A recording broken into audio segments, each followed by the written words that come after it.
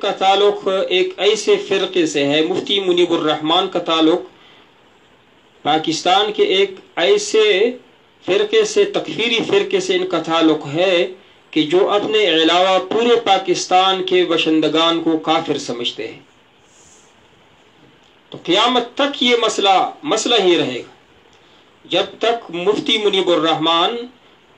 مرکزی رویت حلال کمیٹی کے سربراہ ہے، تو قیامت تک یہ مسئلہ حل نہیں ہو سکتا۔ جب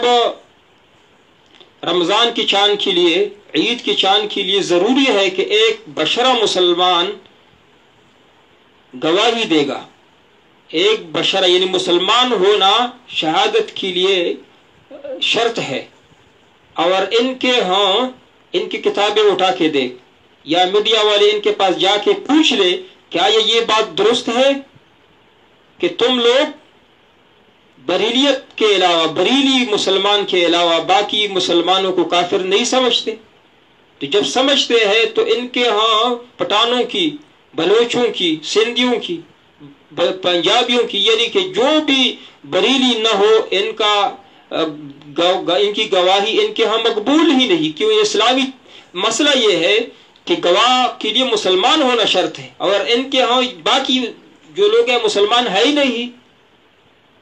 تو جو لوگ یہ سمجھتے ہیں کہ مفتی منیب الرحمان کی ہوتی ہوئی یہ مسئلہ حل ہوگا، قطعاً ان کی سوچ غلط ہے۔ ان کی کتابیں اٹھا کے دیکھ، میڈیا والے جا کے ان سے پوچھ کہ تمہارا مسلک کیا ہے۔ اور دوسری بات، جب مقامی کمیٹی میں مفتی شہاب الدین پاپلزیر دامت برکاتہم نے جو اس سال یعنی 6 مئی 2019 کو رمضان کا چاند کا جو فیصلہ دیا ہے، یہ مذہبی تعصب سے بالا تر ہو کر بریلی مسلک کے ایک مفتی، امام اور ان کے مقتدیوں کے گواہیوں پر یہ چاند کا اعلان کیا ہے۔ یہ دیوبند علماء کا یہ شان ہے، علماء کرام۔ اور دوسری طرف مفتی منیب الرحمان کا تعلق ان کی پٹھانوں سے مذہبی اور مسلکی لسانی تعصب رکھتے، پٹھانوں کے ساتھ یہ ان کے خلاف پروپیگنڈے کرتے، جب ان کو معلوم بھی ہے، دنیا بھر لوگوں کو معلوم ہے کہ پٹھان رمضان کا بہت احترام کرتے،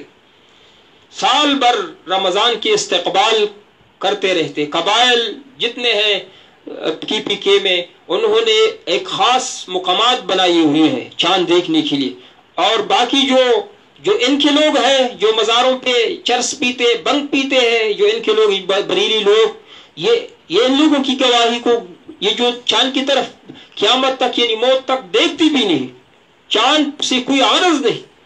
جو ان کے یہ جو مزاروں پہ لوگ رہتے، جو مجاور ہے حضرات بریلی، جو کہتے ہیں کہ پٹھان جانے اور رمضان جانے، کیا یہ لوگ گواہی دیں گے؟ یہ جو پٹھانوں میں لوگ گواہی دیتے ہیں، ان کا طریقہ کار یہ ہے، یہ مقامی کمیٹی میں پچھلے کئی سالوں سے رہا، سب سے پہلے جو پٹھان، جو مسلمان، جو بھی ہو، جس مسلک کا ہو، جس قوم سے ان کا تعلق ہو، وہ گواہی دے کہ میں نے چاند دیکھا ہے، اپنے امام کے پاس آ جاتا ہے، امام جانچ پڑتال کر لیتا ہے کہ یہ بندہ جو میرا مقتدی ہے، آیا گواہی دینا اس کا معتبر ہے یا نہیں۔ اعتبار کرنے کے بعد اپنے امام کو ساتھ لے کے مقامی کمیٹی کے پاس آ جاتے ہیں۔ مقامی کمیٹی میں مستند کئی 100 علماء کرام، مستند علماء کرام، تقوی بااخلاق علماء کرام بیٹھے رہتے ہیں، جو ان سے پیر سوالات کرتے، پوچھ جانچ پڑتال کر کہ تو نے جب دیکھا تو حالت کیسی تھی، کس وقت دیکھا، شریعت کے مطابق وضع قطع ہے جو گواہی دے رہا ہے یا نہیں۔ اس طریقے سے گواہی کر لیتے، یعنی کہ گھنٹوں جو انتظار ہم کر لیتے۔ وجہ یہ ہے کہ کئیوں کے تو گواہی مسترد کی جاتی ہے کہ تمہاری گواہی ٹھیک نہیں، تو امثال جتنی گواہی جس کا اعتبار کیا گیا، اس میں سے آدھا کا اعتبار کیا جاتا ہے، آدھا اس میں سے پھر بھی ریجیکٹ مسترد کیے جاتے۔ تو جو شریعت کے مطابق طریقہ کار ہے، اسی طریقے سے مفتی شہاب الدین پاپلزی دامت برکاتہم اس طریقے سے عید کے بھی اعلان کرتے ہیں اور رمضان کا بھی۔ تو مسئلہ یہ ہے کہ اس شرعی طریقے سے اعلان کے بعد جو روزہ نہ رکھے وہ گنہگار ہے، جو عید نہ کرے وہ بھی گنہگار ہے، پاکستان کے جس کونے میں بھی ہو۔ البتہ اگر آپ لوگ یہ اعتراض اٹھائے کہ جتنے فتاوی جات ہے ہمارے علماء دیوبند کے فتاوی جات ہے، انہوں نے لکھا ہے کہ جو مرکزی رویت حلال کمیٹی ہے ان کی حیثیت شرعی ہے، ان کا فیصلہ شرعی ہے، یہ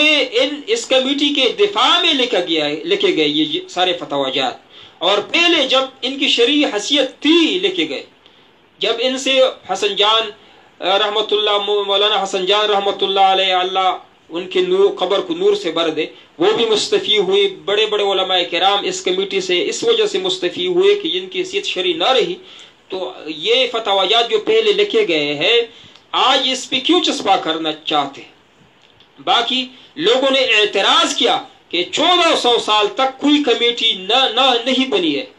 تو آج جو مرکزی رویت حلال کمیٹی 1974 کے بعد 70 کے بعد بنی ہے، ان کی شرعی حیثیت کیا ہوگی؟ تب علماء کرام نے کہا کہ انتظامی امور کے تحت یہ کمیٹی بنانا اس کی حیثیت شرعی ہے، ان کا فیصلہ بھی شرعی۔ آج ان کا جو طرز ہے، طریقہ کار ہے، علماء کرام نے دیکھا سب کا یہی فیصلہ ہے کہ یہ کمیٹی شرعی کمیٹی نہ رہی، اور ان کا سربراہ شرعی قاضی نہ رہا۔ جب کوئی قاضی غیر شرعی فیصلے کرتا رہے تو خود بخود وہ معزول سمجھا جاتا ہے۔ تو ہم حکومت پاکستان سے پرزور اپیل بھی کرتے ہیں، درخواست بھی کرتے ہیں کہ اس کمیٹی کا جو سربراہ ہے مفتی منیب الرحمان، قیامت تک ان سے امن کی اور جو فضا ہے اس کو قائم رکھنے کی، مذہبی رواداری کی کوئی توقع نہیں، کیونکہ ان کا فرقہ، ان کا طریقہ کار، ان کا عقیدہ یہ ہے کہ ہمارے علاوہ جو مزاروں میں پڑے رہے ان لوگوں کے علاوہ باقی لوگوں کی کوئی گواہی نہیں، باقی لوگ مسلمان ہے ہی نہیں، مسلمان سمجھتے نہیں۔ ان کی کتابیں اٹھا کے ہم بھی دکھا سکتے کہ ان لوگوں کا مذہب، یا ان سے پوچھ لے خود کا یہ تقیہ نہیں کریں گے انشاءاللہ، یہ خود کہیں گے ہم مسلمان نہیں سمجھتے۔ دیوبند والوں کو ہم اکابرین کے عبارات کی وجہ سے مسلمان نہیں سمجھتے، اہل حدیث کو گستاخی کی وجہ سے مسلمان نہیں سمجھتے، اہل تشیع کو مسلمان نہیں سمجھتے۔ تو باقی رہے تھوڑے سے یہ خلیل، تھوڑے سے جو بریلوی جو مزاروں میں پڑے رہتے چرس اور بنگ پی کے، ان کی گواہی ان کو چاہیے۔ ایسے بندے کو آپ نے سربراہ بنایا رویت حلال کمیٹی کے لیے، تو پاکستان میں امن آ نہیں سکتا مذہب ان کے ہوتے ہوئے۔ حکومت پاکستان کی بھی غلطی ہے کہ جب مسئلہ بالکل خون ریزی کے لیے کہ قریب آ جائے تب پھر آ جاتے ہیں میدان میں۔ جو پہلے پی ٹی ایم والے کر رہے ہیں، حکومت کے خلاف، فوج کے خلاف بک رہے ہیں، بھونک رہے ہیں، حکومت نے اس کو ڈیل دیا ہے اپنی عوام کی مفاد کی خاطر۔ اسی طرح یہ مفتی منیب الرحمان اس مسئلے کو مذہبی فرقوریت کی طرف لے جا رہا ہے، حکومت کچھ کر نہیں رہا ہے، اس کے خلاف آواز نہیں اٹھا رہا ہے، عوام بھی اس کے خلاف آواز نہیں اٹھا رہا ہے۔ اچھا، مسئلہ یہ ہے،